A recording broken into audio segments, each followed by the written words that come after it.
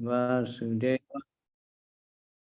Om Namo Bhagavate Vasudevaya. Nama Om Vishnupadaya Krishna Pristaya Bhutale Srimate Bhakti Vedanta Swami Iti Namane Namaste Saraswati Deve Gauravani Pracharine Nirvisesha Shunyavadi Paschatya Desa Tarine.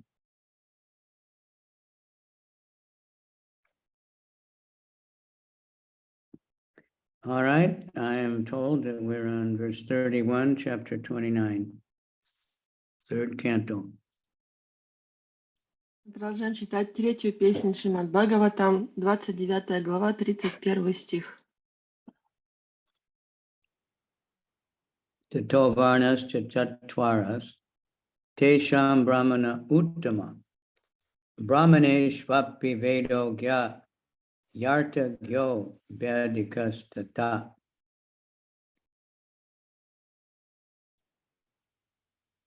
Among human beings, the society which is divided according to quality and work is best.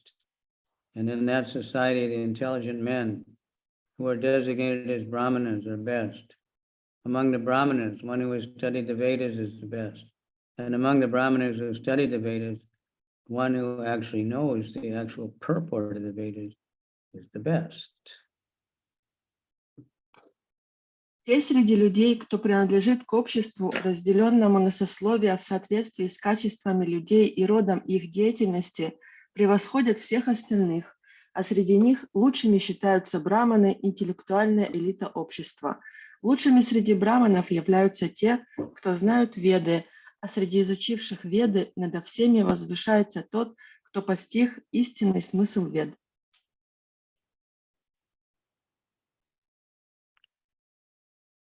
Report by His Divine Grace, A.C. Bhaktivedanta Swami Prabhupada. The system of 4 classifications in human society according to quality and work is scientific.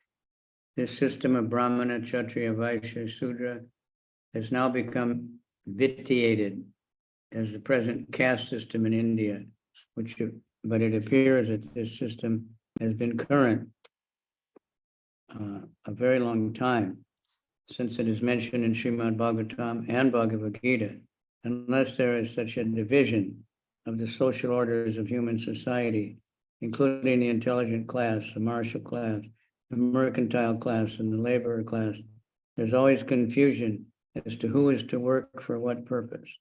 A person trained to the stage of understanding the absolute truth is a Brahmana, and when such a Brahmana is Veda Gya, he understands the purport of the Vedas. The purport of the Vedas is to understand the absolute truth.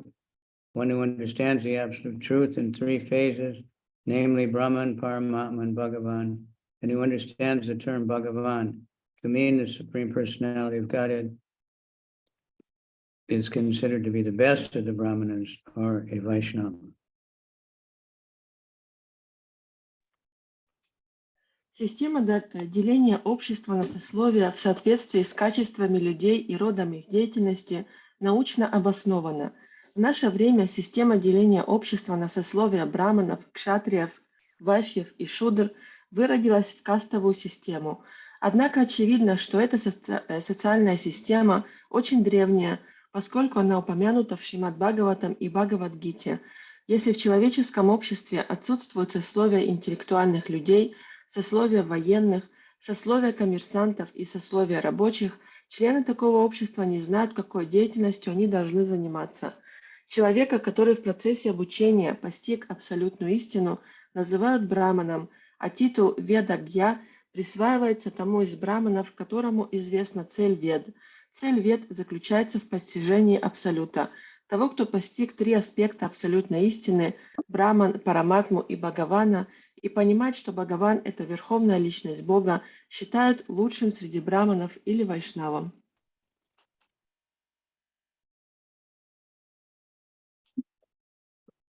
32. Artagyat samshaya cheta tatakshayan swakarma krit mukta sangas tato bhuyan adogda dharmam atmanaha. Better than the Brahmanas who know the purport of the Vedas is he who can dissipate all doubts, and better than him who is he who strictly follows the Brahminical principles. Better than him is one who is liberated from all material contamination, and better than him is a pure devotee who executes devotional service without expectation of reward. Выше Брамана, которому известна цель Вед, стоит тот, кто способен рассеять все сомнения, а его превосходит человек, которого строго следующий браманическим принципам. Еще более высокое положение занимает тот, кто очистился от материальной скверны, но даже выше его стоят чистые преданные Господа, которые занимаются преданным служением, не рассчитывая на вознаграждение.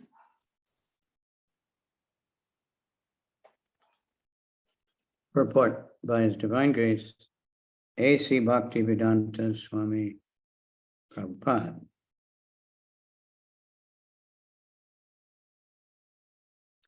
Artagya Brahmana refers to one who has made a thorough analytical study of the Absolute Truth and who knows the Absolute Truth is realized in three different phases, namely Brahman, Paramatma, and Bhagavan. If someone not only has this knowledge, but is able to clear all doubts if questioned about the Absolute Truth, he is considered better. Further, there may be a learned Brahmana Vaishnava who can explain clearly and eradicate all doubts. But if he's not follow Vaishnava principles, he's not situated on a higher level. One must be able to clear all doubts and simultaneously be situated in the Brahminical characteristics. Such a person who knows the purport of the Vedic injunctions, who can employ the principles laid down in the Vedic literatures, and who teaches the disciples in that way, is called an acharya. The position of an acharya is that he executes devotional service with no desire for elevation to a higher position of life. Артагья – это браман, который досконально изучил природу абсолютной истины и знает, что абсолютную истину познают в трех аспектах – брамана, параматмы и бхагавана. Выше его стоит человек, который не только владеет этим знанием, но и способен развеять сомнения тех, кто спрашивает его об абсолютной истине. Однако среди браманов-вайшнавов, которые способны ясно излагать философию и рассеивать сомнения других людей, есть такие, кто не следует принципам преданного служения. Они относятся к низшей категории браманов-вайшнавов. Выше их стоят те, кто обладают способностью рассеивать все сомнения и вместе с тем обладают браманическими качествами. Того, кто знает цель ведических предписаний, может применять сформулированные в ведах принципы на практике и учит этому своих учеников, называют ачарьей. Истинный ачарья, занимаясь преданным служением, никогда не руководствуется желанием занять более высокое положение.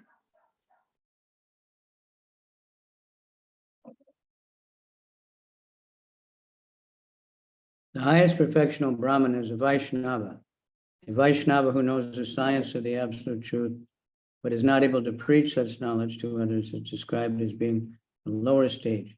One who not only understands the principles, but can also preach it is in the second stage.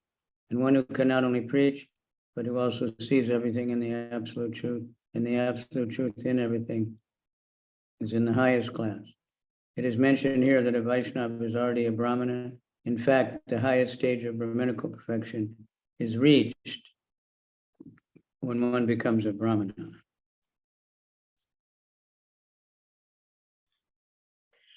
Брамана, достигшего совершенства, называют вайшнавом. Здесь сказано, что вайшнав, постигший науку об абсолютной истине, но не способный проповедовать другим, находится на низшей ступени преданного служения. Тот, кто не только знает законы науки о Боге, но и способен проповедовать, достиг второй ступени преданного служения. А тот, кто не только проповедует, но и видит, что все сущее пребывает в абсолютной истине, абсолютная истина пребывает во всем сущем, принадлежит к вайшнавам высшей категории. Из сказанного здесь следует, что вайшнав уже является браманом. По сути дела, тот, кто становится вайшнавом, достигает высшей ступени браманического совершенства.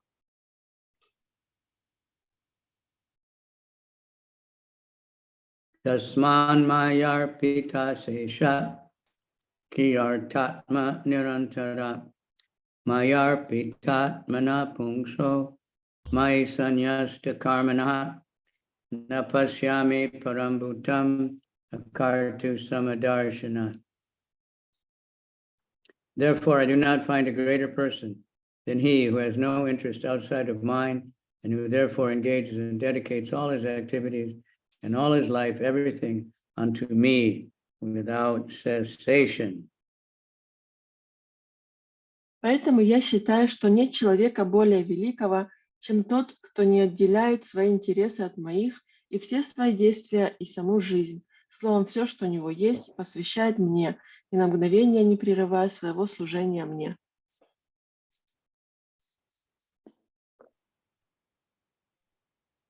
Purport by Srila Prabhupada.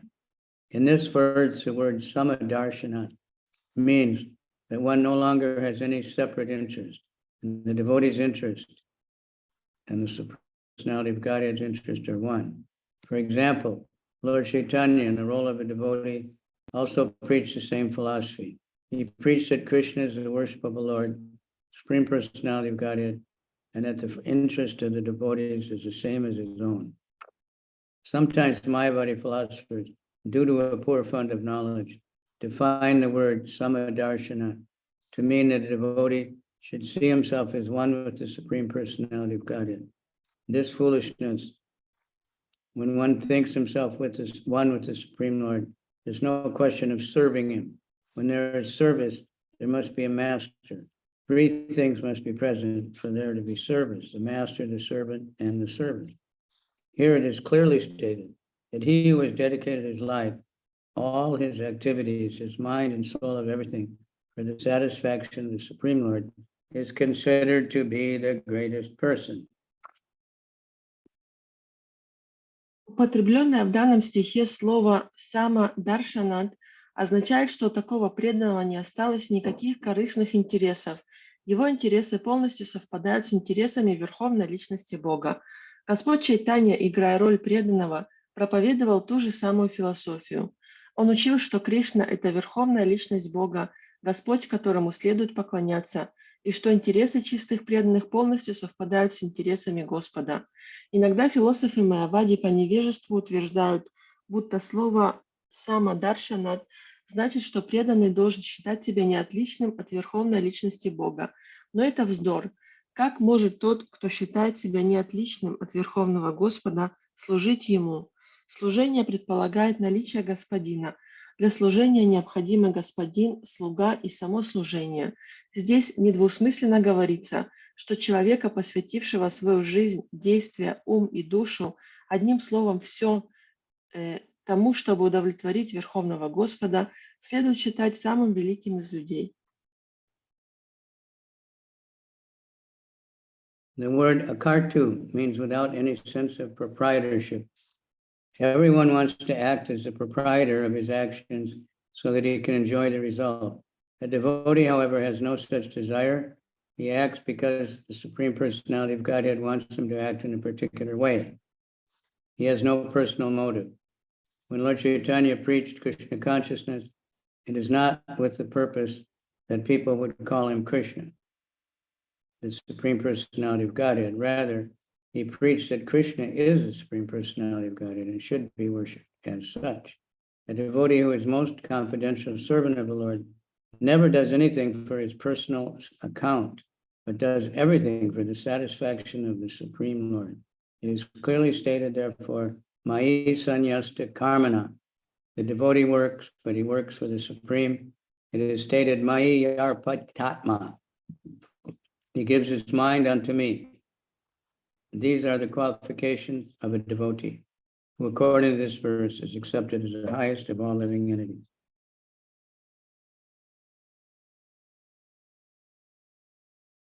Акартух значит лишенный чувства собственности. Каждый человек хочет действовать независимо, чтобы присваивать себе плоды своего труда и наслаждаться ими. Однако у преданного нет такого желания. Действуя тем или иным образом, он исполняет волю Верховной Личности Бога. У преданного полностью отсутствуют личные мотивы. Когда Господь Чайтанья проповедовал сознание Кришны, он делал это не для того, чтобы люди называли его Кришной, Верховной Личностью Бога. Напротив, он учил, что Верховной Личностью Бога является Кришна и призывал всех поклоняться ему. Будучи доверенным слугой Господа, преданный ничего не делает для себя. Вся его деятельность направлена на то, чтобы удовлетворить Верховного Господа. Поэтому здесь сказано, преданный действует, но действует во имя Всевышнего. И далее, он отдает мне свой ум. Таковы отличительные черты преданного, который, как утверждает данный стих, стоит на самой верхней ступени эволюционной лестницы.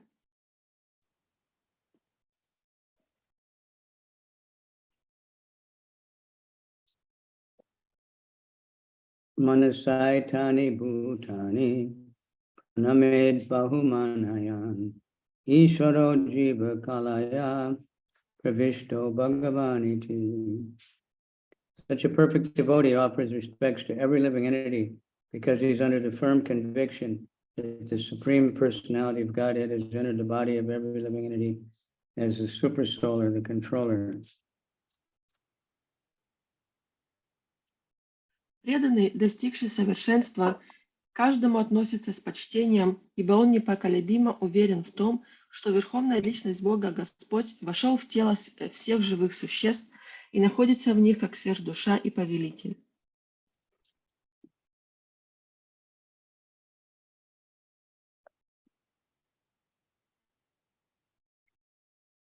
Purport. Perfect devotee, as described above, does not make the mistake of thinking that because the Supreme Personality of Godhead is Paramatma, has entered into every living entity has become the Supreme Personality of Godhead. This is foolishness. Suppose a person enters into a room. That does not mean that the room has become the person. Similarly, that the Supreme Lord has entered into each of the 8,400,000 particular types of material bodies does not mean that each of these bodies has become the Supreme Lord, because the Supreme Lord is present. However, a pure devotee accepts each body as a temple of the Lord, and since the devotee offers respect to such temples in full knowledge, he gives respect to every living entity in relationship with the Lord.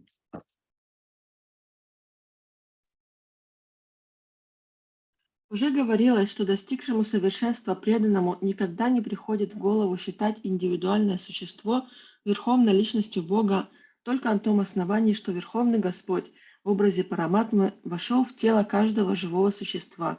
Это абсурд. Предположим, в комнату входит человек. Означает ли это, что комната стала человеком, вошедшим в нее? Аналогичным образом Верховный Господь входит во все 8 400 000 типов материальных тел, но это еще не значит, что каждое из этих тел становится Верховной Личностью Бога.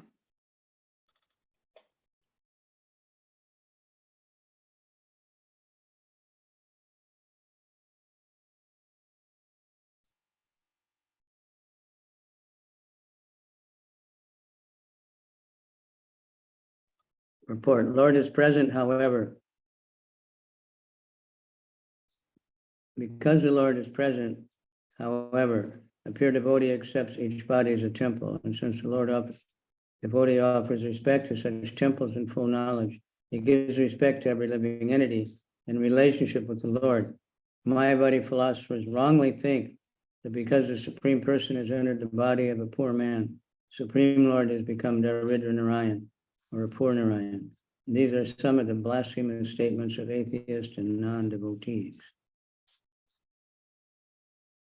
Однако чистый преданный считает, что присутствие Господа освящает каждое тело, делая его храмом Всевышнего. Обладая полным знанием и выражая почтение храмам Господа, преданный с уважением относится к каждому живому существу, потому что помнит о его связи с Верховной Личностью Бога.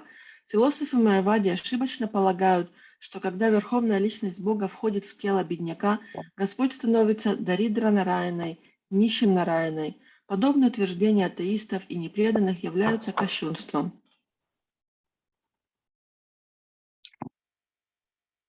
Bhakti yogascha maya manav yadirata yayor ekaterena iva purusham vraje. My dear mother, a daughter of Manu, a devotee who applies the science of devotional service and mystic yoga in this way can achieve the abode of the Supreme Person simply by that devotional service. О, дочь Ману, преданный, который таким образом применяет на практике принципы науки преданного служения и мистической йоги, благодаря своим занятиям преданным служением, достигает обители Всевышнего. Herein, the Supreme Personality of Godhead, Kapila Dev, perfectly explains the mystic yoga system consisting of 8 different kinds of yoga activities. It has to be performed with the aim of coming to the perfectional stage of Bhakti Yoga.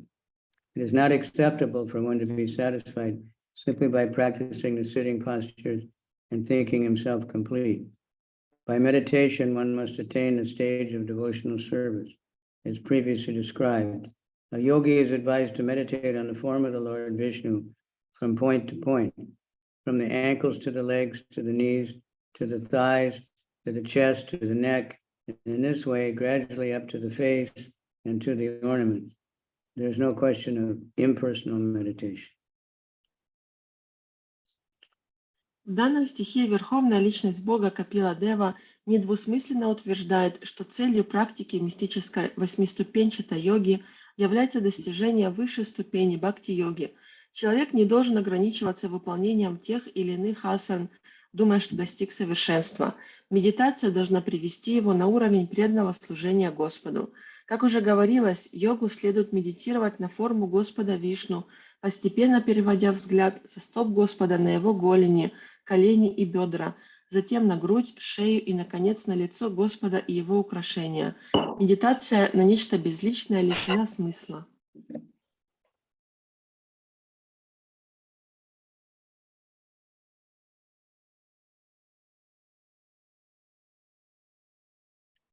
When by meditation on the Supreme Personality of Godhead in all detail, one comes to the point of love of God, that is the point of bhakti. At that point, he must actually render service to the Lord out of transcendental love. Anyone who practices yoga and comes to the point of devotional service can attain the Supreme Personality of Godhead in his transcendental abode.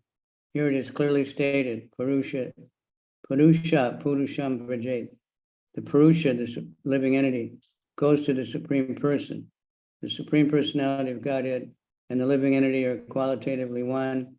Both are defined as Purusha. The quality of Purusha exists both in the Supreme Godhead and in the living entity. Purusha means enjoyer, and the spirit of enjoyment is present both in the living entity and in the Supreme Lord.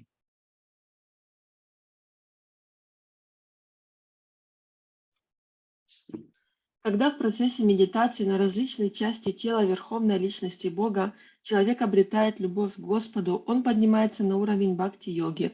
С этого момента он может начать по-настоящему служить Господу, движимый чувством трансцендентной любви.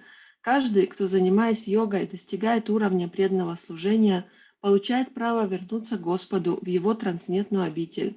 Здесь прямо сказано: Пуруша, живое существо, отправляется к Верховной Личности. В качественном отношении Верховный Господь и живое существо не отличны друг от друга, и того и другого называют Пурушей. Качество Пуруши есть как у Верховного Господа, так и у живого существа. Пуруша значит наслаждающийся, и желание наслаждения присуще и живому существу, и Верховному Господу. Разница заключается только в количестве удовольствий, которые они могут испытать.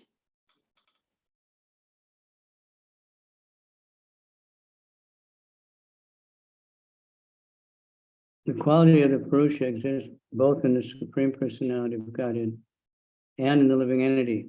Purusha means enjoyer, and the spirit of enjoyment is present both in the living entity and in the Supreme Lord. The difference is that the quantity of enjoyment is not equal. The living entity cannot experience the same quantity of enjoyment as the Supreme Personality of Godhead. An analogy may be made with a rich man and a poor man. The propensity for enjoyment is present in both, but the poor man cannot enjoy in the same quantity as the rich man. When the poor man dovetails his desires with those of the rich man, however, and when there is correspondence between the rich man and the poor man, or between the big and small man, then the enjoyment is shared equally. That is like Bhakti Yoga, Purusha Purusham Brajet. When the living entity enters into the kingdom of God and cooperates with the Supreme Lord by giving him enjoyment, he enjoys in the same facility or the same amount of pleasure as the Supreme Personality of Godhead.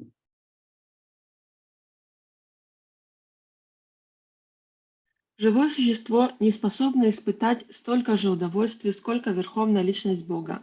Это можно понять, проведя аналогию с богачом и бедняком. И тот, и другой хотят наслаждаться, но бедняк никогда не сможет испытать всех удовольствий, доступных богатому человеку. Однако, если бедняк согласовывает свои желания с желаниями богача, и оба, богатый и бедный, или большой и маленький, начинают помогать друг другу, то оба они имеют возможность наслаждаться в равной степени. То же самое происходит с теми, кто занимается бхакти-йогой. Когда живое существо попадает в Царство Бога и служит Верховному Господу, стараясь доставить ему удовольствие, оно наслаждается всеми благами, которые доступны Верховной Личности Бога, и испытывает то же удовольствие.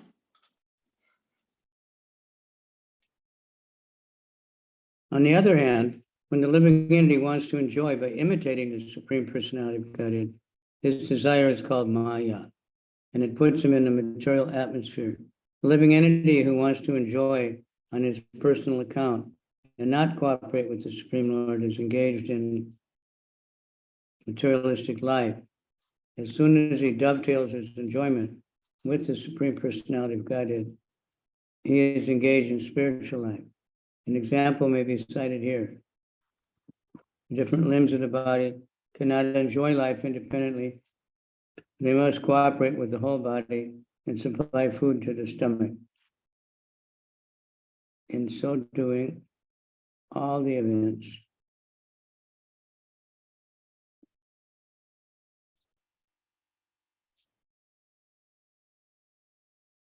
С другой стороны, когда живое существо желает наслаждаться, имитируя Верховную Личность Бога, его желание называют майей, и это желание приводит его в материальный мир. Живые существа, которые хотят наслаждаться сами по себе и отказываются сотрудничать с Верховным Господом, ведут материалистический образ жизни. Но когда наслаждения живого существа связаны с наслаждениями Верховной Личности Бога, его жизнь становится духовной. Здесь можно привести следующий пример. Различные части или органы тела не могут наслаждаться самостоятельно. Они должны сотрудничать друг с другом и сообща обеспечивать пищей желудок. that is Chincha Beta Beta, simultaneous oneness and difference. The living entity cannot enjoy life in opposition to the Supreme Lord. He has to dovetail his activities with the Lord by practicing bhakti yoga. Согласованный образ действий дает возможность различным органам тела наслаждаться наравне. В этом заключается философия Ачинтя Беда Беды, философия одновременного единства и различия. Живое существо не может наслаждаться, если оно противопоставляет себя Верховному Господу. Чтобы наслаждаться по-настоящему, оно должно в процессе практики бхакти-йоги подчинить все свои действия интересам Верховного Господа.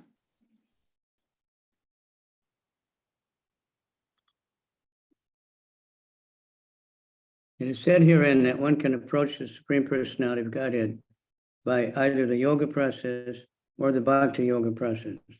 This indicates that factually there is no difference between yoga and bhakti yoga because the target of both is Vishnu. In the modern age, however, a yoga process has been manufactured which aims at something void and impersonal. Actually, the yoga means meditation on the form of Lord Vishnu. If the yoga practice is actually performed according to standard direction, there is no difference between yoga and bhakti yoga. Здесь сказано, что достичь верховной личности Бога можно как с помощью мистической йоги, так и с помощью бхакти-йоги. Это свидетельствует о том, что между йогой и бхакти-йогой, по сути дела, нет никакой разницы, так как целью и той, и другой является Вишну. Однако в наше время люди изобрели йогическую практику, в основе которой лежит медитация на пустоту или нечто безличное. На самом деле йога – это медитация на форму Господа Вишну. И если йога занимается по-настоящему в соответствии с принципами священных писаний, то разница между ней и бхакти-йогой стирается. So that's a catch there, that if it's practiced properly, if the goal is Vishnu, but then sometimes these yogis, they'll actually see the super soul in their heart, and then they'll think that's me, instead of thinking it's something separate. В этом So заключается...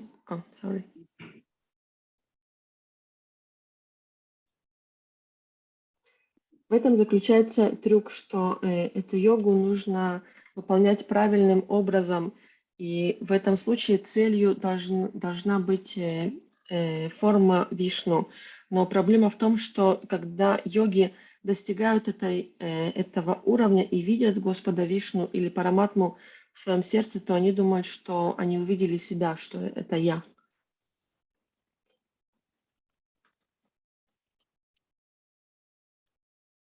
and then if they're doing it properly and they finally see Vishnu, then they have to still come to the point of devotional service. So devotional service is, like Krishna says, this type of yoga, the other kind is very troublesome and difficult for the conditioned soul. Bhakti is more direct, and that's why it's recommended in this stage. Но даже когда они достигают этой стадии и видят параматму в своем сердце, то тогда они должны начать бхакти-йогу или преданное служение. Поэтому Кришна говорит, что такой тип йоги, он очень сложный для исполнения, для понимания, но бхакти-йога – это очень простой способ и доступный каждому в этот век.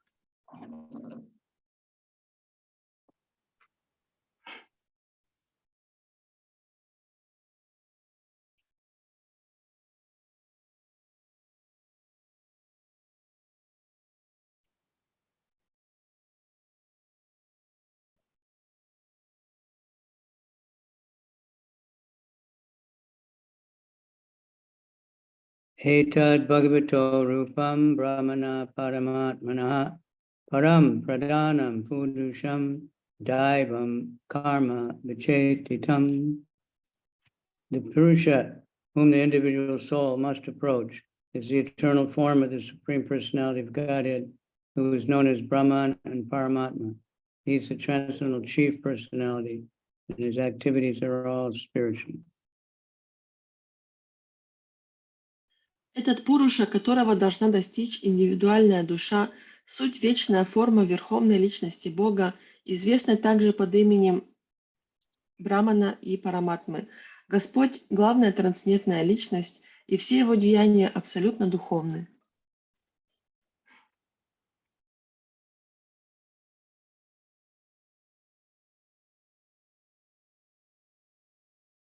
Report. In order to distinguish the personality whom the individual soul must approach, it is described herein that this Purusha, the Supreme Personality of Godhead, is the chief amongst all living entities and is the ultimate form of the impersonal Brahman effulgence and Paramatma manifestation.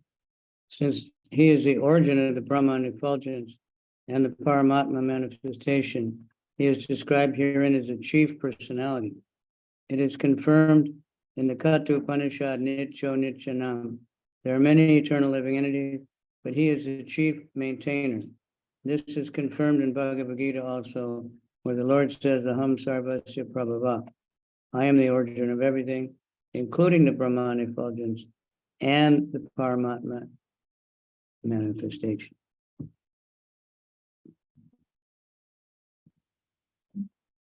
Чтобы охарактеризовать ту личность, которой должна достичь индивидуальная душа, Господь Капила называет ее здесь Пурушей, верховной личностью Бога, повелителем всех живых существ и высшей формой проявления параматмы и безличного сияния Брамана. Поскольку Господь является источником сияния Брамана и источником параматмы, его называют здесь главной личностью. В Катха-Упанишад также сказано «Нитьо Нитьянам».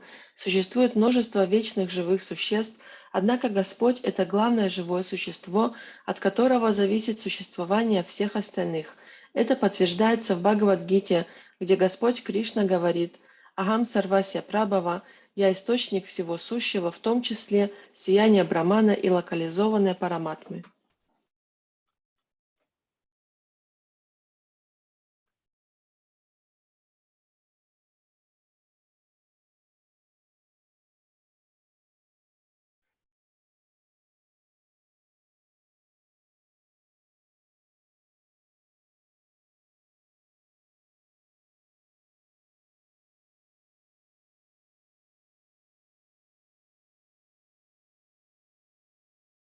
His activities are transcendental, as confirmed in the Bhagavad Gita, Janma Karma Chame Divyam, 4:9, the Janmashtami verse.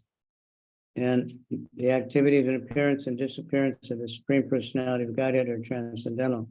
They are not to be considered material. Anyone who knows this fact, that the appearance, disappearance, and activities of the Lord are beyond material activities or material conception, is liberated. Yo veti tatvata, taktva deham puna janma. Such a person, after quitting the body, does not come back again to this material world, but goes to the Supreme Person. It is confirmed here, Purusha, Purusham Bhajet. The living entity goes back to the Supreme Personality of Godhead simply by understanding his transcendental nature. В Бхагавад-гите сказано, что все деяния Господа трансцендентны. Деяния Верховного Господа, а также его явления и уход имеют трансцендентную природу, их ни в коем случае нельзя считать материальными. Каждый, кто знает, что на явление, уход и деяния Господа не распространяются законы материальной деятельности, является освобожденной личностью. Оставив свое нынешнее тело, такой человек навсегда покинет материальный мир и отправится к верховной личности Бога. Подтверждение тому мы находим в предыдущем стихе. Чтобы вернуться к верховной личности, достаточно понять ее трансцендентную природу и ее деяния.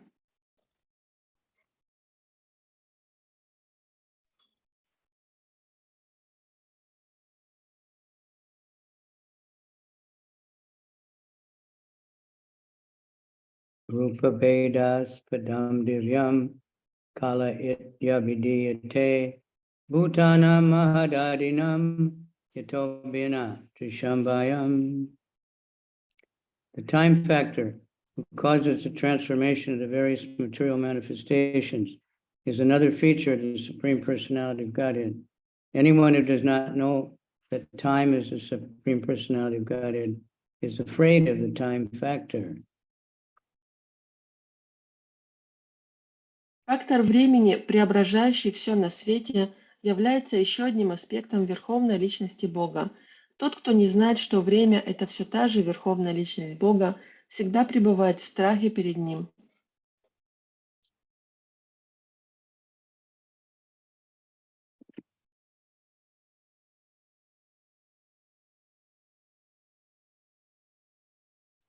Everyone is afraid of the activities of time, but a devotee who knows this time factor is another representation of the manifestation of the Supreme Personality of Godhead, has nothing to fear from the influence of time.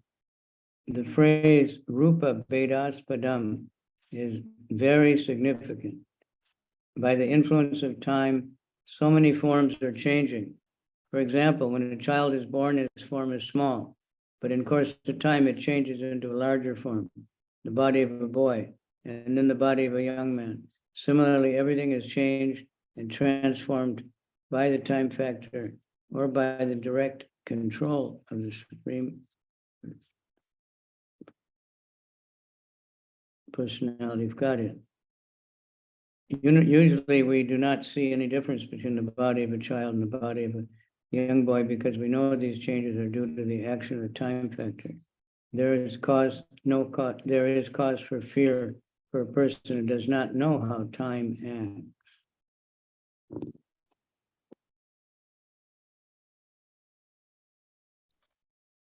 Неумолимый ход времени держит в страхе все живые существа, но у преданного, которому известно, что время – это один из аспектов или проявлений Верховной Личности Бога, нет причин бояться его. В данном стихе особого внимания заслуживает выражение «рупа бедаспадам». Время является причиной всех изменений, которые претерпевают формы этого мира. Так, ребенок, который только что появился на свет, обладает маленьким телом, однако с течением времени его тело растет и превращается сначала в тело подростка, а затем в тело молодого человека. Подобно этому, все сущее также претерпевает изменения и преображается под влиянием фактора времени, который является послушным исполнителем воли Верховной Личности Бога. Обычно мы не видим никакой разницы между телом ребенка, подростка и юноши, поскольку знаем, что все изменения, которые претерпевает его тело, происходят под влиянием фактора времени. Но у человека, не знающего, как действует время, есть все основания бояться его. Yonta pravishya bhutani bhutar atyakila shraya savishnako diyagyo so kalayatam prabhu. Lord Vishnu, the Supreme Personality of Godhead, who is the enjoyer of all sacrifices, is the time factor and the master of all masters. He enters everyone's heart. He is the support of everyone. He causes every being to be annihilated by another. Господь Вишну, Верховная Личность Бога, который наслаждается всеми жертвоприношениями, является фактором времени и владыкой всех владык.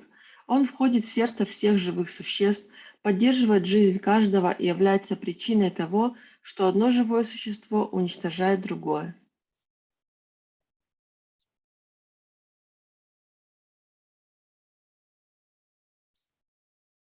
Lord Vishnu, the Supreme Personality of Godhead, is clearly described in this passage. He is the supreme enjoyer, and all others are working as his servants. As stated in Chaitanya Charitamrita, Ekale Ishwar Krishna, the only Supreme Lord is Vishnu, Arasabhricha, all others are his servants. Lord Brahma, Lord Shiva, and other demigods are all servants. The same Vishnu enters everyone's heart as Paramatma, and he causes the annihilation of every living being through.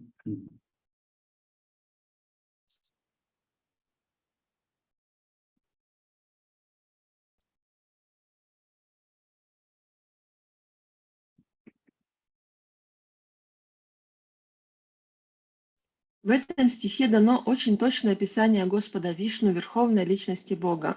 Он – Верховный Наслаждающийся, а всем остальным живым существам отведена роль его слуг. В Чайтанья Чаритамрите сказано «Экале Ишвара Кришна» – единственный Верховный Господь – это Вишну, а все остальные живые существа – его слуги.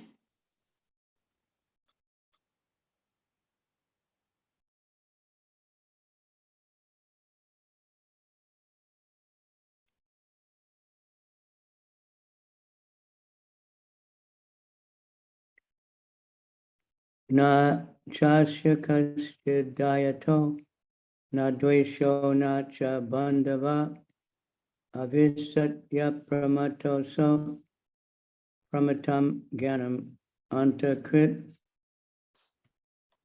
No one is dear to the Supreme Personality of Godhead, nor is anyone his enemy or friend, but he gives inspiration to those who have not forgotten him and destroys those who have.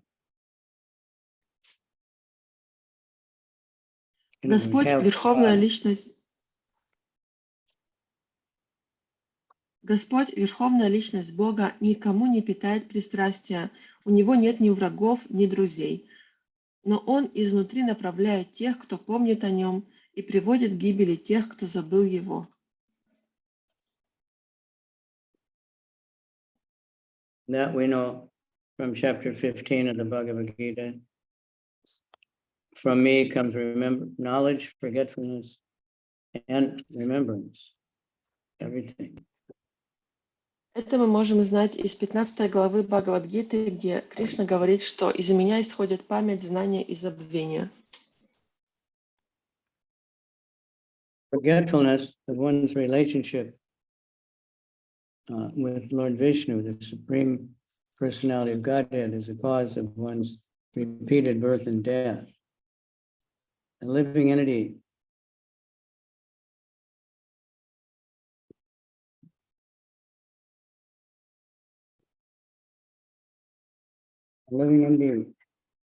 is as eternal as the Supreme Lord. But due to forgetfulness, he's put in material nature and transmigrates from one body to another. And when the body is destroyed, he thinks that he is also destroyed. Actually, this forgetfulness of his relationship with Lord Vishnu is the cause of destruction. Anyone who revives his consciousness of his original relationship receives inspiration from the Lord.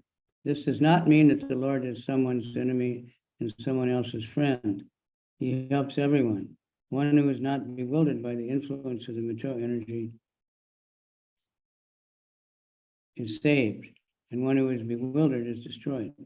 It is said, therefore, Harim Bina na mritum taranti.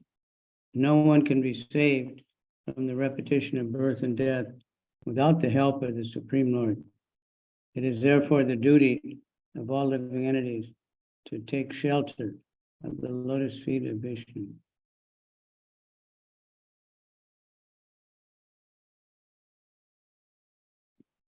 Забывая о своих взаимоотношениях с Господом Вишну, Верховной Личностью Бога, живое существо попадает в круговорот рождений и смертей.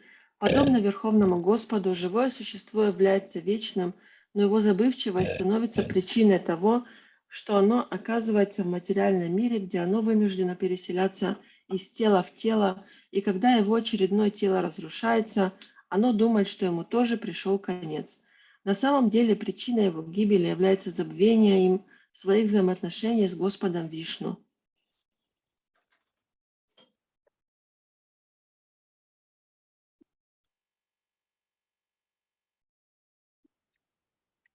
It is said, therefore, Harim Vina na mritim taranti.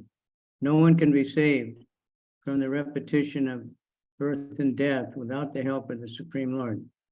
And therefore, the duty of all living entities to take shelter of the lotus feet of Vishnu and thus save themselves from the cycle of birth and death.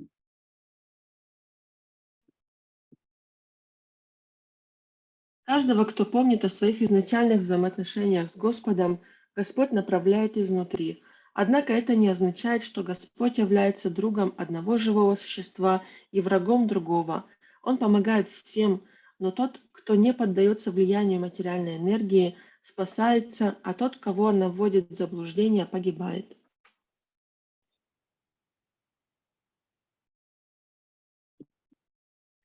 Yad bayad bhati vato yam suryas tapati yad bayat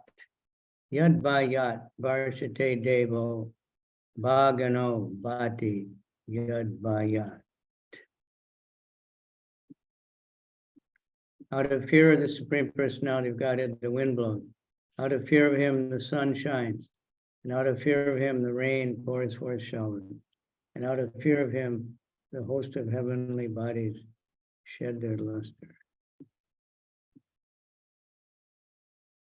В страхе перед Верховным Господом дует ветер, в страхе перед Ним встает солнце, в страхе перед Ним идут дожди, и в страхе перед Ним сонмы небесных тел излучают свой свет.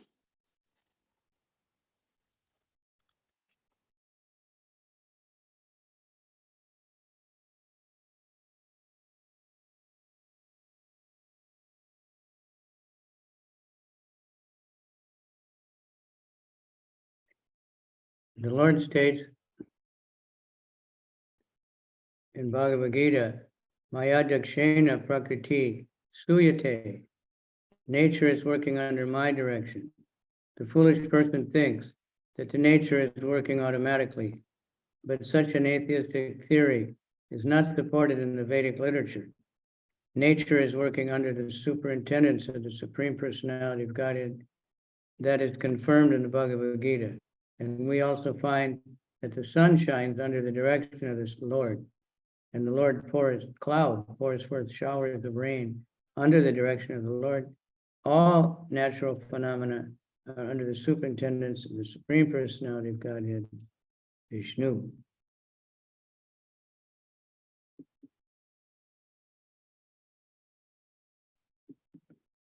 В Бхагавад-гите Господь говорит: «Природа действует под моим руководством. Только глупец может думать, будто в природе все происходит само собой. В ведических писаниях эта атеистическая теория не находит подтверждения.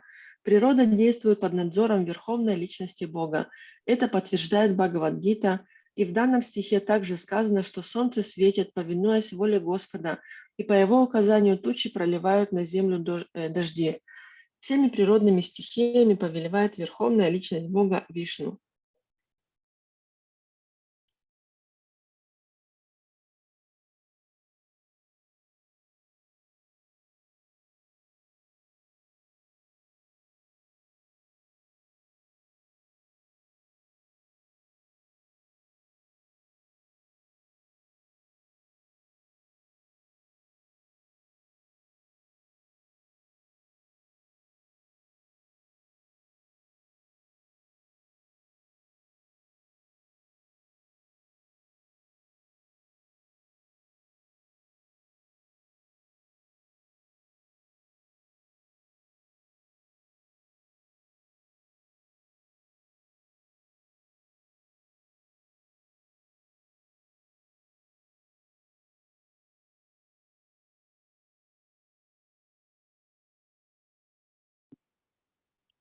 Yad vanaspatayo beta tatas chosa dibi saha vesve kale vigrinanti pushpani cha phalani cha.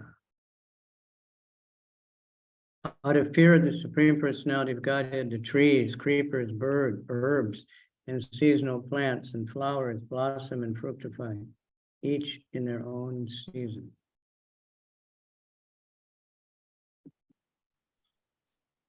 В страхе перед Верховной Личностью Бога деревья, лианы, травы и другие растения в свой срок покрываются цветами и плодоносят.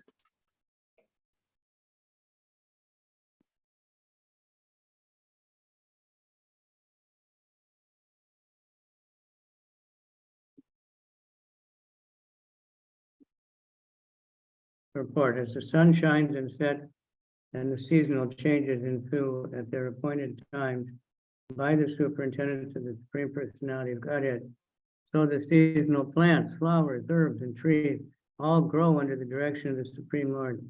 It is not that plants grow automatically without any cause, as the atheistic philosophers say. Rather, they grow in pursuance of the supreme order of the Supreme Personality of Godhead, as confirmed in Bhagavatam.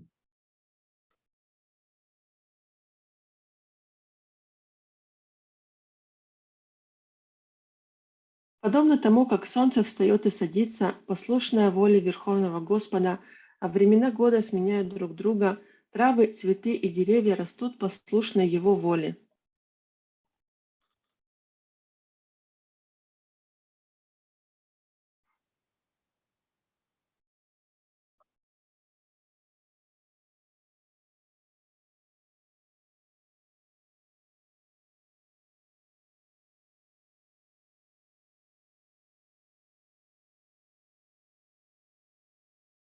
Shavanti sarito bita notsarpat yudadir yata agnir inde chagiridbir bhurna majatiyat bhayat. Out of the fear of the Supreme Personality of Godhead, the rivers flow and the ocean never overflows. Out of fear of Him only does fire burn and does the earth with its mountains and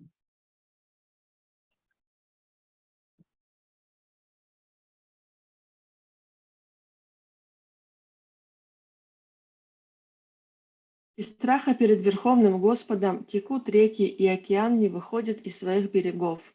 Только из страха перед Ним горит огонь, и земля с ее горными кряжами не погружается в пучины океана Вселенной.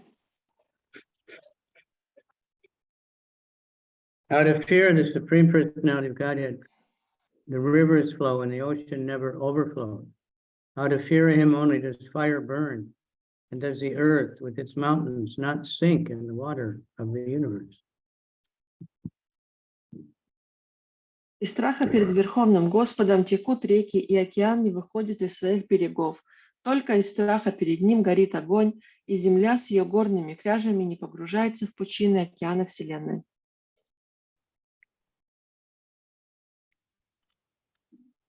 Yeah, I was thinking about, we went over that last year when we were reading, the verses that said how the rivers are constantly flowing into the ocean, but the ocean doesn't overflow. Я недавно вспомнил, мы читали об этом в прошлом году, что все реки текут, постоянно текут в океан, но океан, он никогда не выходит из берегов, не переполняется из-за этого. Sometimes there's something like a tsunami or something, and the water floods out, but that's because there's some other disturbance. So I looked up, and I was telling you before, every one of these big rivers, just the biggest rivers, they pour so much water every minute into the ocean. Just hundreds of tons of water every minute from one river. And the rivers keep flowing also, they don't end. And the ocean stays the same. So it's quite an amazing thing. But that's how our mind is supposed to be. There's unlimited things flowing into our senses constantly. You can't avoid it. But we Я have недавно to об этом remain undisturbed, not get all crazy because of it. Let it evaporate. Like the ocean, the sun evaporates the water. And then there's clouds, and then it rains, and it fills up the rivers. And, it's a very same way we have to let things go that flow into our mind. Don't hang on to it. If it's a good thing, hang on to it. And if it's not nice, throw it out quick. Я недавно читала об этом, что каждую минуту реки наполняют океан водой, и каждую минуту в океан поступают тонны воды, но тем не менее океан от этого остается тем же, он не переполняется. И точно так же должен вести себя наш ум. То есть, несмотря на то, что в него поступает столько информации и столько желаний, ум должен оставаться спокойным и не приходить в беспокойство из-за этого.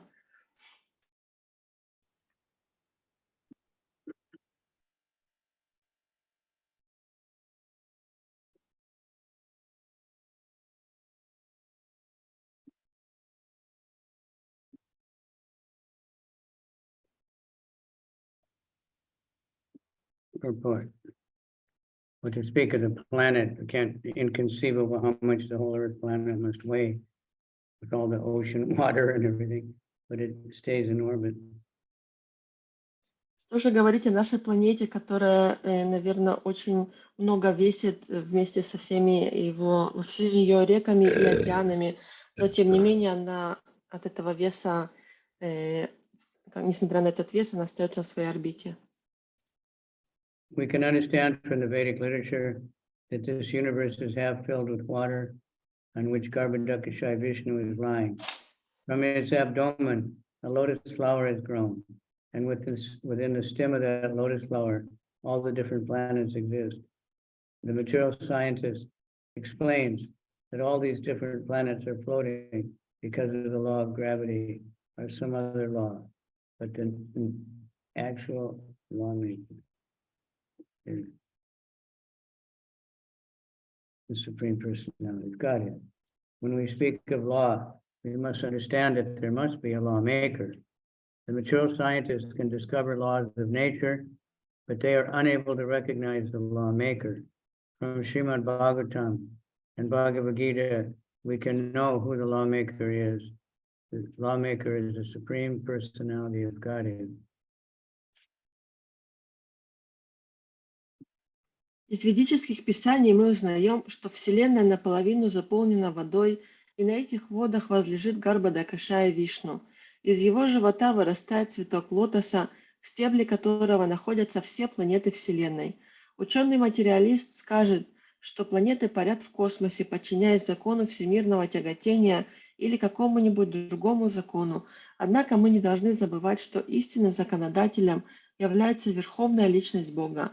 Если существуют законы, значит должен существовать и законодатель. Ученые-материалисты могут открывать законы природы, но не способны признать существование их Творца.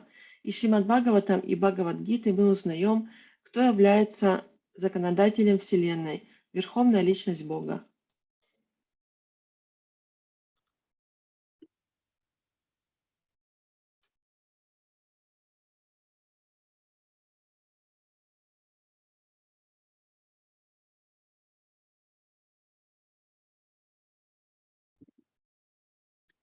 It is said here that the planets do not sink, since they are floating under the order of the energy of the Supreme Lord.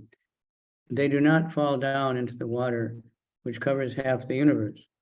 All the planets are heavy, with their various mountains, seas, oceans, cities, palaces, and buildings, and yet they are floating. It is understood from this passage that all the other planets that are floating in the air have ocean and mountains similar to those on Earth.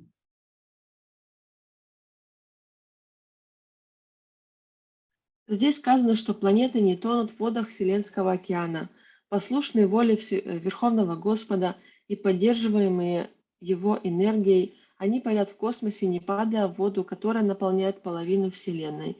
Все эти планеты с горами, морями, океанами, городами, дворцами и домами очень тяжелые, но это не мешает им плавать в космосе. Из данного стиха следует, что на всех планетах Вселенной есть горы и океаны, подобные тем, которые существуют на нашей планете.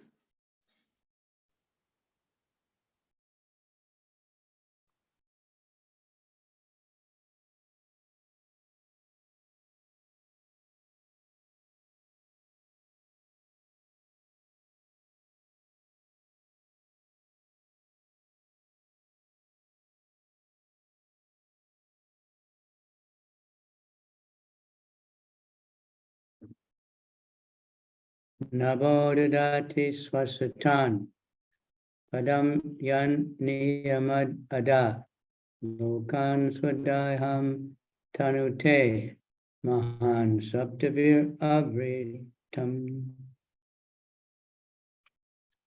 Subject to the control of the Supreme Personality of Godhead, the sky allows outer space to accommodate all the Spanish planets,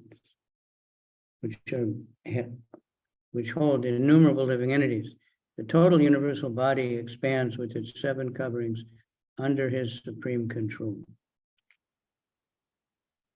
По воле Верховной Личности Бога небо позволяет космическому пространству вмещать многочисленные планеты, населенные мириадами живых существ. Все тело Вселенной, покрытое 7 оболочками, растет и расширяется по велению Всевышнего.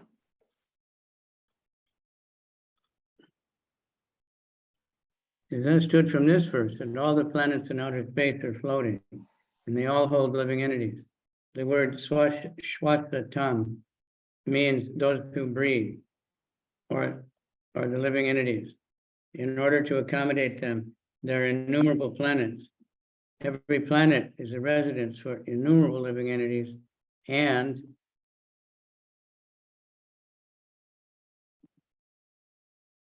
the necessary space is provided in the sky by the supreme order of the Lord.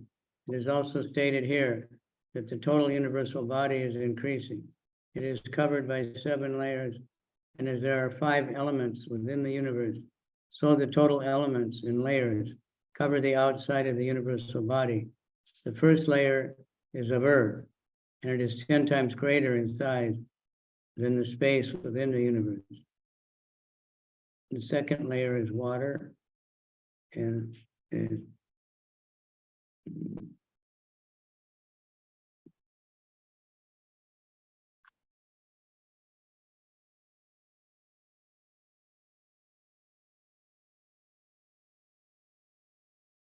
Из данного стиха следует, что планеты Вселенной плавают в космосе и что все они населены живыми существами.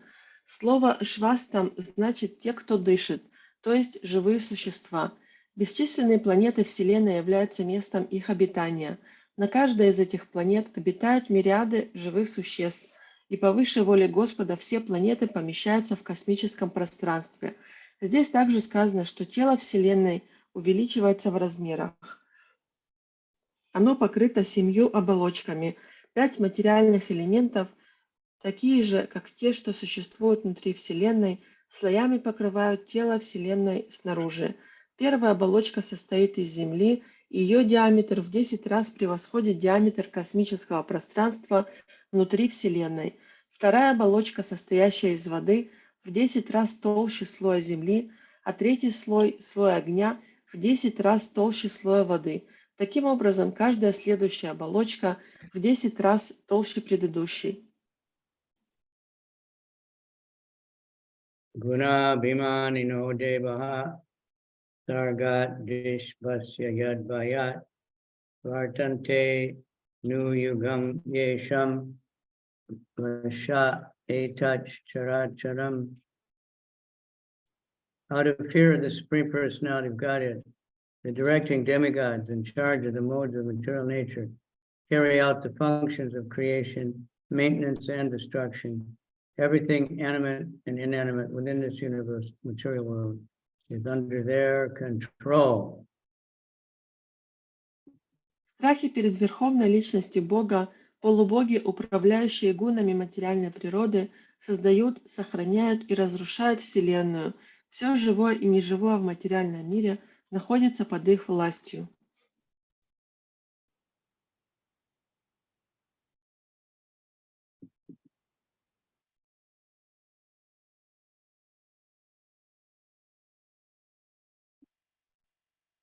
Report.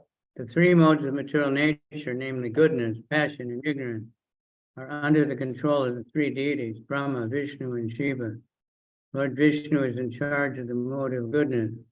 Lord Brahma is in charge of the mode of passion. And Lord Shiva is in charge of the mode of ignorance. Similarly, there are many other demigods in charge of the air department, water department, cloud department, etc. And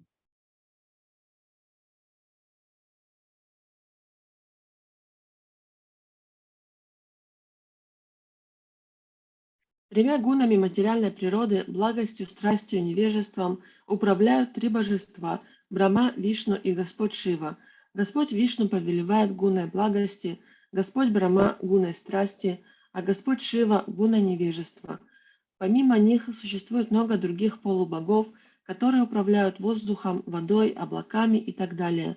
Подобно тому, как в административный аппарат любого государства на Земле входит много различных министров и ведомств, администрация Верховного Господа, которая управляет материальным миром, тоже состоит из многих ведомств, и все они выполняют свои функции из страха перед Верховной Личностью Бога.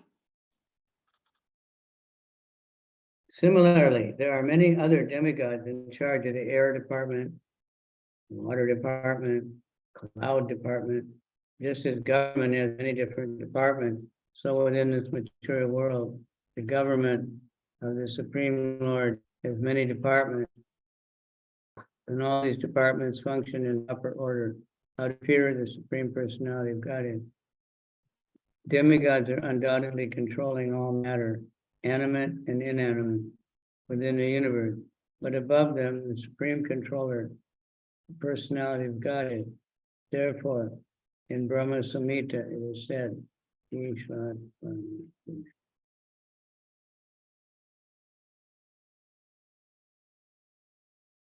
Полубоги управляют всеми объектами в этой вселенной, живыми и неживыми, но сами они подчиняются Верховному Повелителю, Личности Бога. Поэтому в Брахма Самхите сказано, процессами, проходящими во Вселенной, ведут многочисленные полубоги, повелители стихий, но над всеми ними стоит Верховный Повелитель Кришна.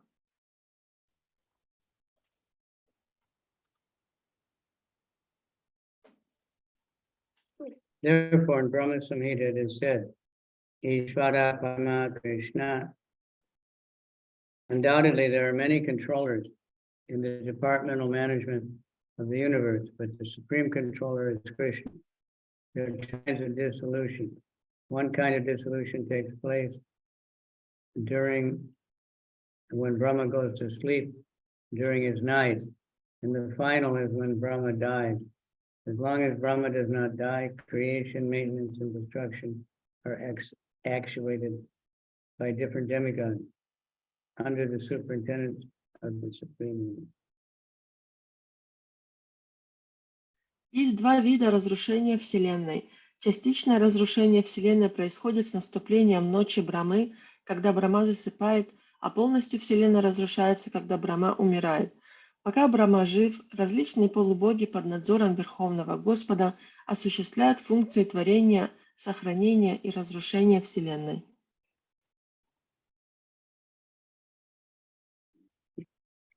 Sonanto nantakara kalo nadir adi krit avyaya janam janena janayam marayan mrityunan takam.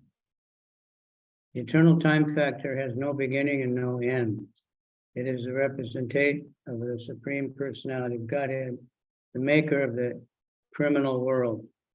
He brings about the end of the phenomenal world. He carries out the work of creation by bringing one individual into existence from another. And likewise, it dissolves the universe by destroying even the Lord of Death. У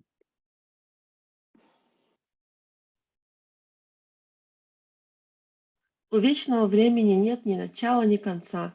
Оно является представителем Верховного Господа, Творца этого мира тюрьмы. Время служит причиной гибели проявленного мира, оно выполняет созидательные функции, заставляя одно живое существо появляться на свет из чрева другого и разрушает Вселенную, уничтожая даже повелителя смерти Ямараджу.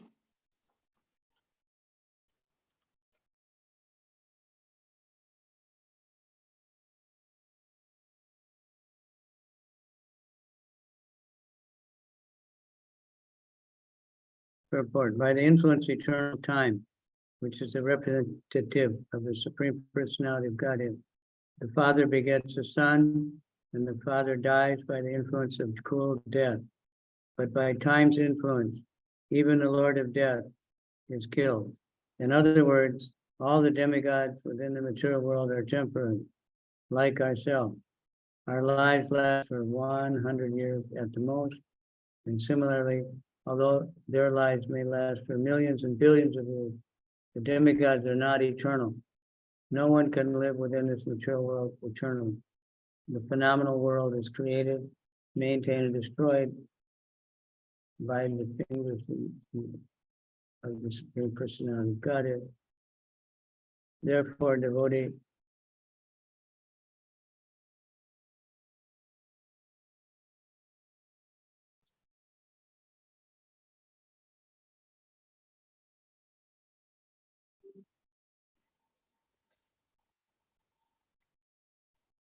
Повинуясь приказу вечного времени, которое представляет верховную личность Бога, Отец зачинает Сына, а когда приходит срок, умирает, подчиняясь неумолимому закону. Время не щадит даже повелителя смерти. Иначе говоря, полубоги, живущие в материальном мире, так же смертны, как и мы. Therefore, devotee does not desire anything in this material world.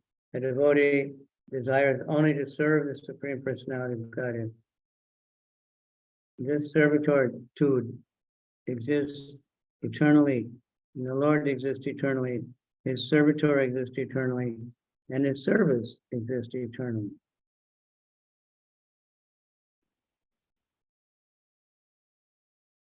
Мы можем прожить самое большее 100 лет, но полубоги, жизнь которых длится миллионы и миллиарды земных лет, тоже не могут избежать смерти.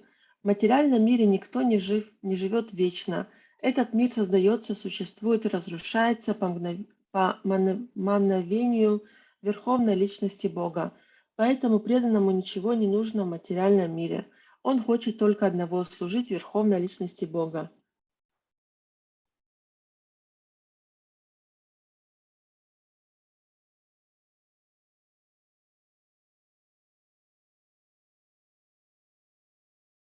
That's the end of the chapter.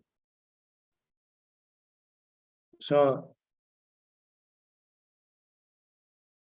let's ask a few devotees if they can remember anything or just what impression you have from this chapter. Couple hearts. Так заканчивается комментарий Бхактивиданты к 29 главе 3 песни Шримад Бхагаватам, которая называется «Господь Капила описывает преданное служение».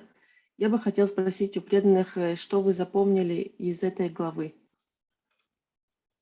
Basically, a few basic points were, repeated over and over again from all kinds of different angles. So, Есть несколько основных моментов, которые повторялись с разных углов в течение этой главы.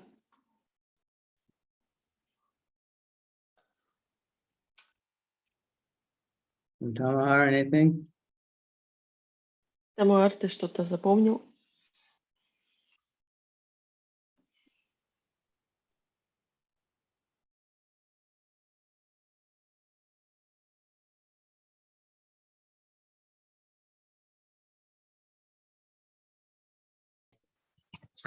Харе Кришна. Да, мне понравились, мне очень впечатлило сравнение,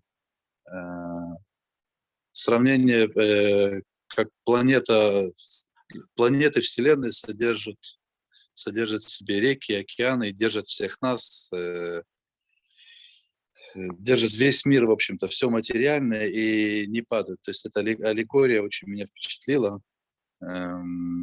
Аллегория, которая сравнивается с Господом Вишну.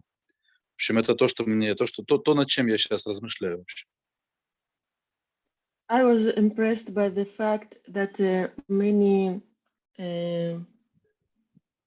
planets, they have, although they have so much weight on them, like rivers and oceans and the mountains, but anyway, they are floating in the sky, in the space, and not falling down. So it's very impressive, and I'm thinking about it right now.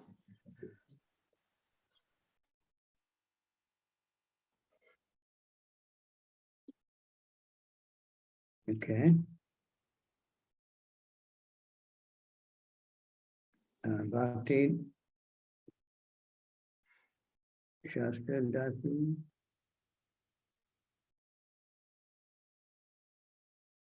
И Шастра.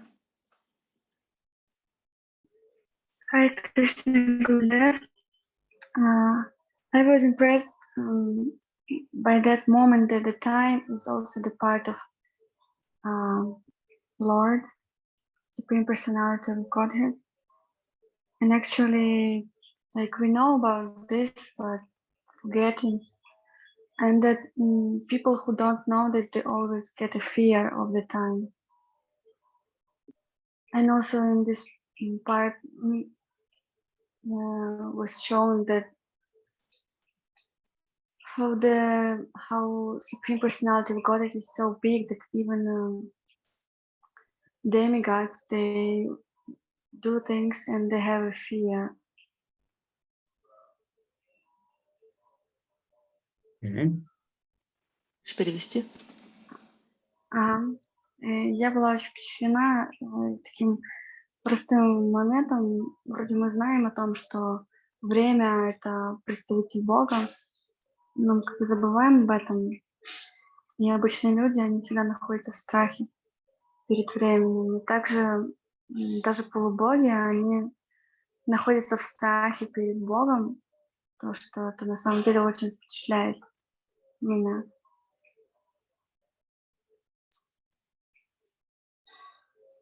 Right.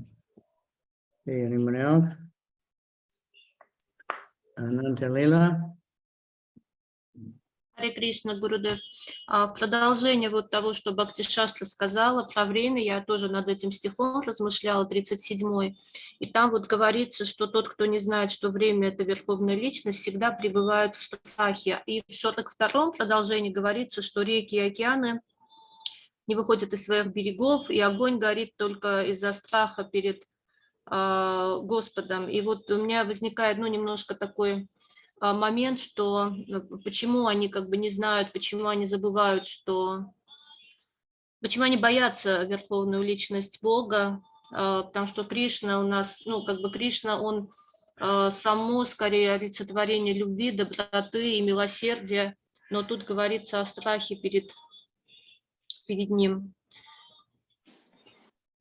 I also think about this moment that everybody fears the Lord, and especially in the verse 42, when there says that ocean flow out of the fear of Lord, and fire burns out of the fear of Lord. So I have a question.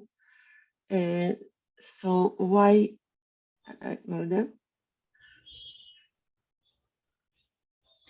Почему именно страх? Почему они не знают о любви, о милости Господа, а именно боятся перед Ним, из-за страха перед Ним? So the question is, if the Lord is in personification of love, why does everybody fears Him? Yeah,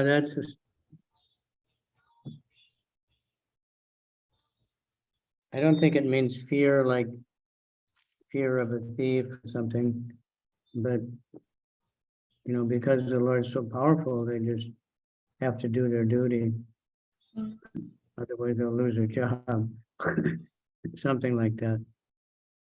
Я не думаю, что это тот страх, который мы испытываем, например, перед какими-то ворами или кем-то, кто нам угрожает, но это страх, как бы исходя из того, что Господь настолько велик, и мы обязаны выполнять свои обязанности, и иначе все эти полубоги, иначе как бы если они не будут делать то, что предназначено, то они просто потеряют свою работу. Поэтому, то есть такого типа страх.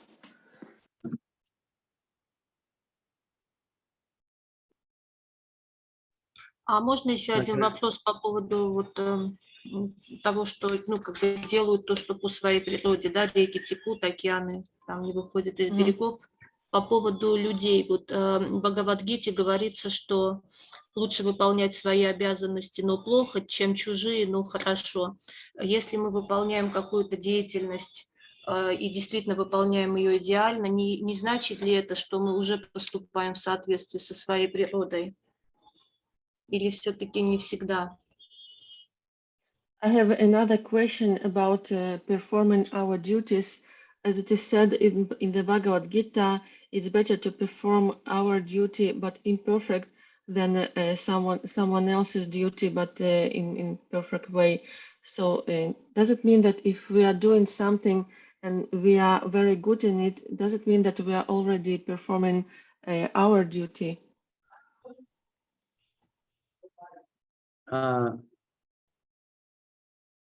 Because if everyone is trying to do someone else's work and not their own work, it'll just be total chaos in society. Имеется в виду, что если каждый будет заниматься не своим делом, то во всем мире будет хаос.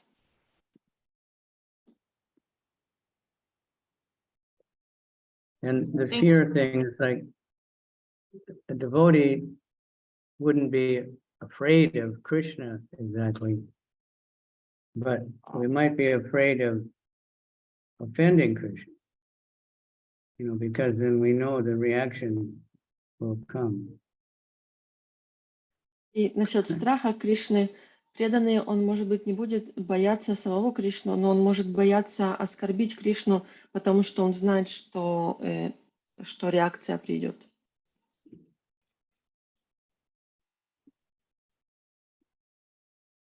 Not exactly afraid of Krishna, but see it like the atheists are afraid of Krishna, but they don't know it's God. They're afraid of death. That death is Krishna. They're afraid of, all kinds of things. Ultimately, it's Krishna. Как, например, атеисты, они тоже боятся Кришну, но они не знают, что это Кришна. Они боятся, например, смерти, но в конце концов это все является Кришна.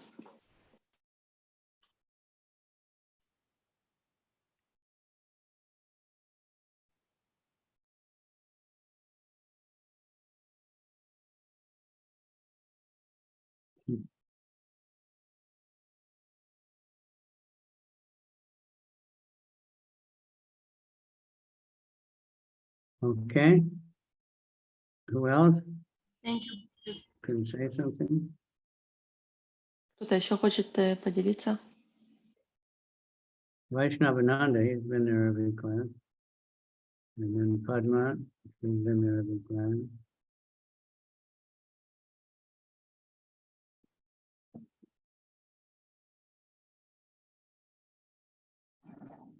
Я извиняюсь, Гуру Махарадж, я на работе, я ничего, мало что услышал, но я потом перечитаю.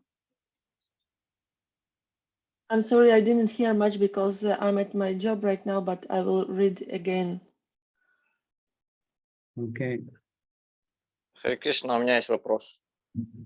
Я Ай. хотел спросить, как можно улучшить Шраванам, если Шраванам совсем слабый, как можно его улучшить в плане лекций? I have a question about how can I improve the Shravana process if it's quite weak? What can I do to improve it?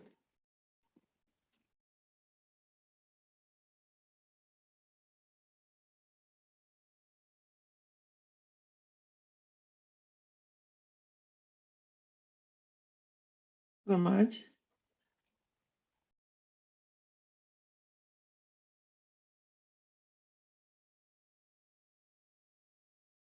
Okay.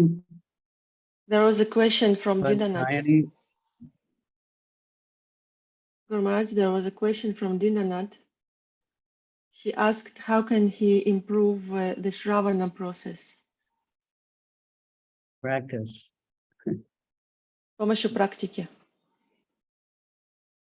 Shravanam Kirtanam, hearing. We have to just, when we read in the association of devotees, of course, that helps a lot. Когда мы читаем в обществе преданных, это может помочь.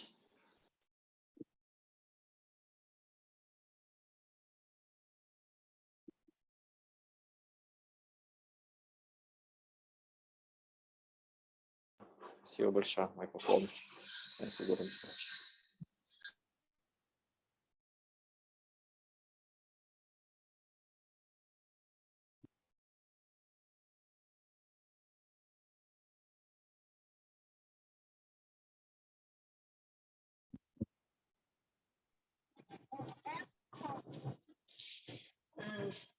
Здравствуйте, Гуру Махарадж.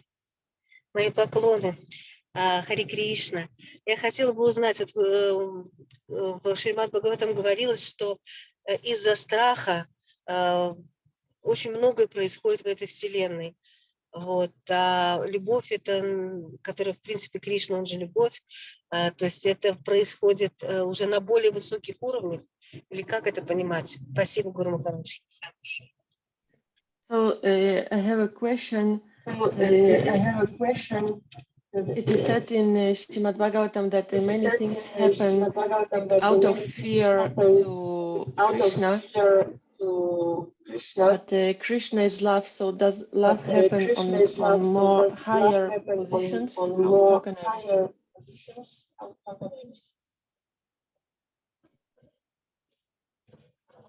Okay, if there's a question, fine. Okay, if there's a question.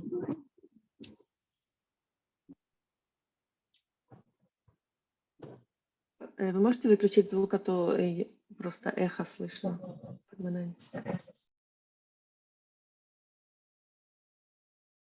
The question was that although everybody is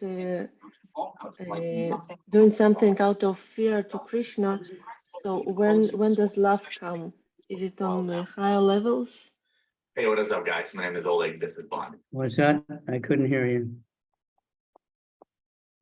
So she's asking that although everybody is doing things out of fear to Krishna, when does love come in the picture? Is it in more higher levels, or how can we understand?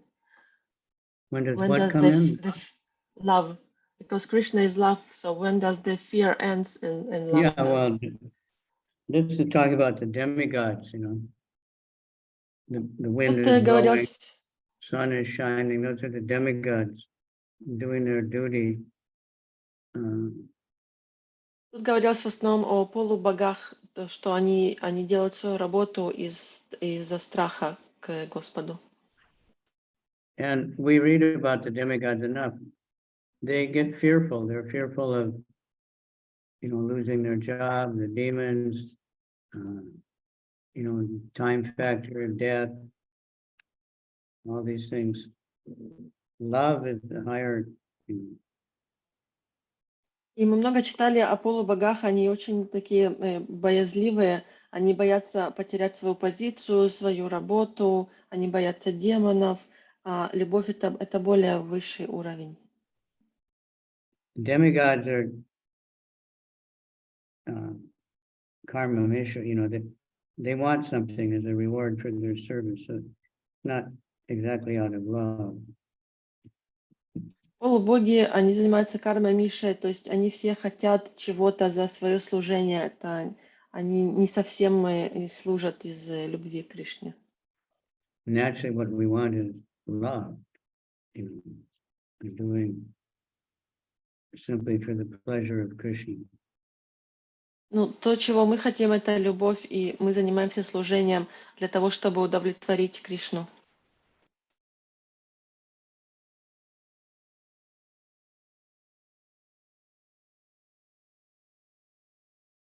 Okay, that's what I can understand.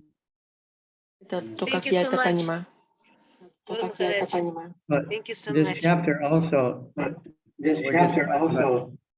everybody's only remembering what we read today, but even today, so much was about, the difference between the yogi and the bhakti, and, what is the really devotional service. And that was, the beginning of the chapter was so much of that stuff. And then even we read today, first off, was how ultimately the Jnana Yoga, that kind of process is the same as bhakti. Krishna says that only because the goal is the same. They want to know the Supreme Lord. And then if they, like Krishna, if they come to know Krishna, but it's much harder to do it by meditation and tapasya, then they'll have to serve Krishna anyway. That is the ultimate goal. They have to develop love for Krishna. So bhakti gives us the practice of doing things that are direct service to Krishna. And by doing that under the guidance of the spiritual master and the scripture, then we can develop the love, which is already there. It's dormant within our bodies. Несмотря на то, что многие из вас говорили сегодня о том, что мы прочитали сегодня, но в этой главе очень много говорится о разнице между бхакти и другими системами йоги, например, медитацией, и что даже когда йоги с помощью медитации достигают того уровня, когда они видят Господа, и они хотят познать Его, то единственный способ это служить Ему, это заниматься преданным служением. И что с помощью преданного служения можно достичь любви к Кришне гораздо легче, чем с помощью других методов йоги. То есть целью является достижение любви к Кришне.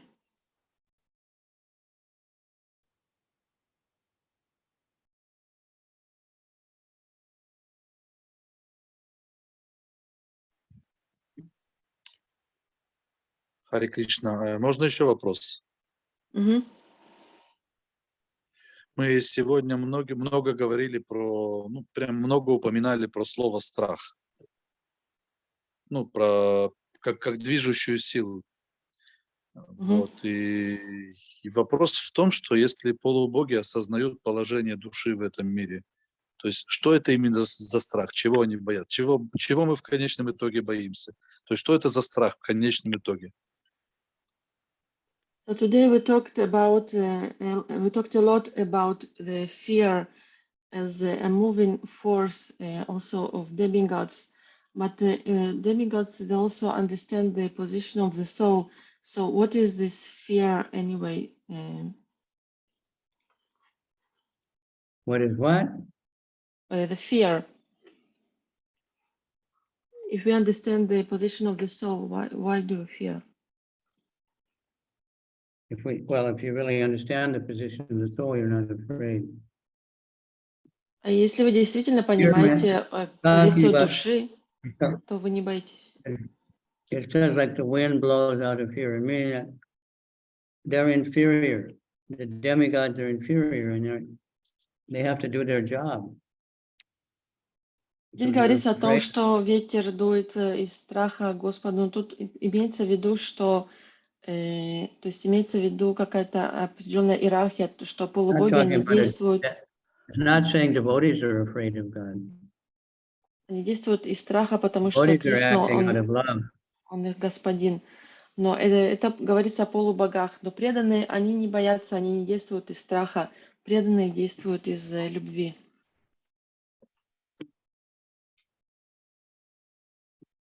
Devotees are acting out of love. Преданными движет любовь.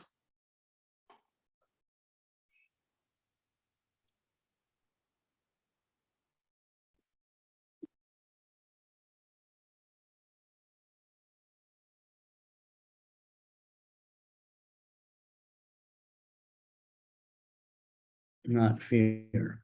Although we should be afraid of offending Krishna, afraid of forgetting Krishna. But it's a Нам нужно бояться оскорбить Кришну или бояться забыть Кришну, но это другой тип страха. We should be afraid of Maya. Мы должны бояться Майи. Prabhupada once said, the problem with my disciples, they're not enough afraid of Maya.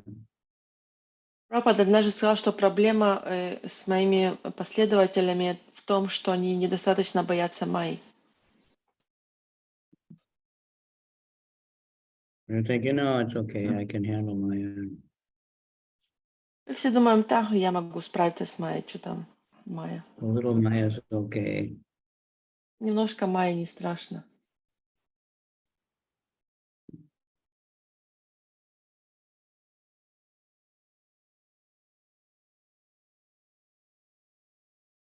All right, so that's enough for today. Now, Friday is Janmashtami, so what do you want to do? В пятницу Джанмаштами, we are celebrating at evening. So if I can be available, I'll let you know. Если в пятницу я смогу, то я вам заранее сообщу.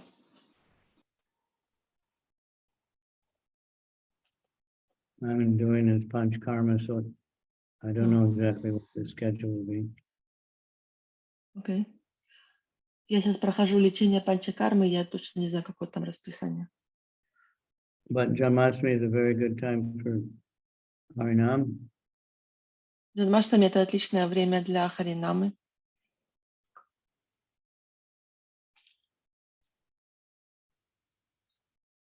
Okay, thank you very much. Thank you very much. Krishna, Hare Krishna, Krishna Krishna, Hare Hare, Hare Hare, Krishna. Hare Rama, Hare Rama, Rama Rama Rama, Rama, Hare Hare Hare, Hare, Rama, Hare Hare Krishna, Hare Krishna, Hare Krishna, Krishna Krishna, Hare Hare, Hare Hare Rama, Rama, Hare Rama, Rama Rama, Rama, Hare Hare. Hare Hare. Гуру Махарадж. Спасибо, Амрита, за перевод. Харе Ой, Кришна. Харе Кришна. Спасибо большое, преданная. Рада видеть Бхакти Шастру. Харе Кришна.